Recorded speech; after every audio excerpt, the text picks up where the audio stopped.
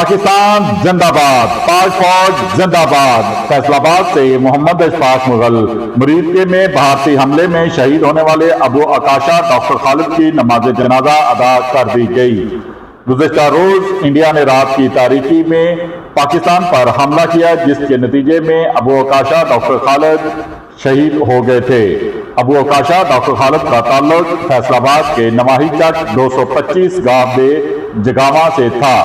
Are P O Zeeshan Asghar, deputy commissioner captain retired Nadeem Nasir, C P O Sahibzada Bilal Umar کی خصوصی شرکت۔ سیاسی و سماجی شخصیات، شہریوں کی بڑی تعداد نے بھی شرکت کی۔ شہداء کو قومی عزاد کے ساتھ سپرد خاک کر دیا گیا۔ شہداء ہمارے ماتھے کا جھومر۔